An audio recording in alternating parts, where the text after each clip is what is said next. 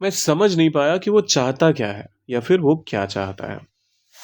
इसे इंग्लिश में क्या कहेंगे? हम्म एज पर हिंदी 1 to 1 पे फटाफट से सीखते हैं। और शुरुआत करने से पहले चैनल को सब्सक्राइब कर दीजिएगा, वीडियो को लाइक भी कर दीजिएगा। मैं समझ नहीं पाया, समझने का काम क्या हो चुका है क्या? हाँ तो क्या पास्ट का इस्तेमाल होना चाहिए? हाँ अच्छा, समझ नहीं पाया एक तरह से यहाँ पर हम किस चीज़ की बात कर रहे हैं?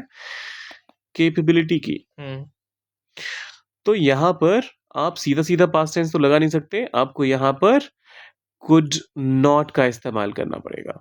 ठीक है।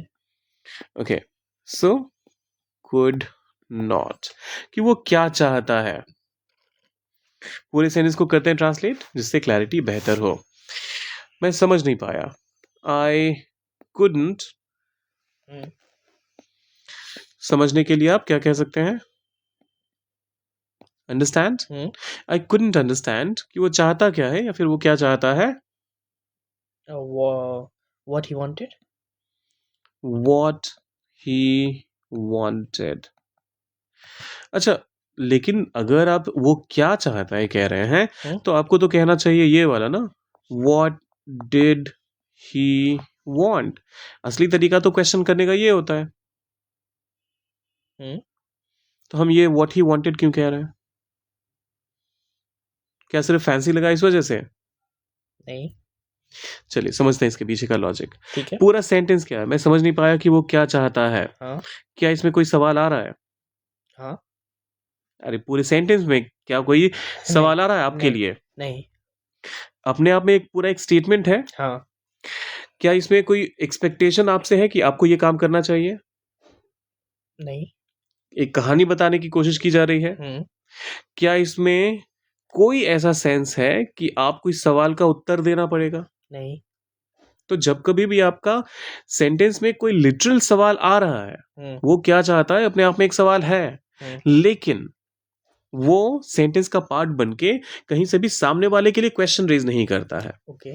तो उस केस में आप वो क्या चाहता है में हो या फिर कुछ भी हो। जैसे मान लीजिए अगर मैं पूछूं, हम्म क्या मैं जान सकता हूं कि आपका नाम क्या है?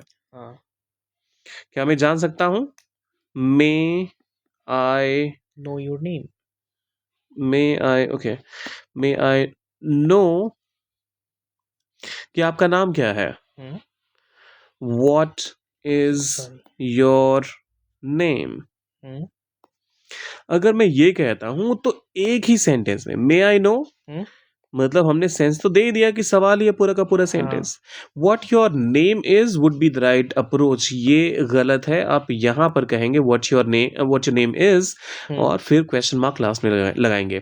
इसको एम्बेडेड क्वेश्चनिंग पैटर्न बोलते हैं। हम्म शुरुआत पॉजिटिव से तो सेंटेंस फिर भी ये होगा, हम्म शुरुआत अगर इंटरोगेटिव से तो भी सेंटेंस में यही होगा। तो शुरुआती क्लॉज पर आपको ध्यान देना पड़ेगा। ओके। मैं समझ नहीं पाया कि वो क्या चाहता है। I couldn't understand what he wanted. जाने से पहले सब्सक्राइब, लाइक और शेयर और कमेंट में लिखिए आई लव दिस। मिलते हैं जल्दी।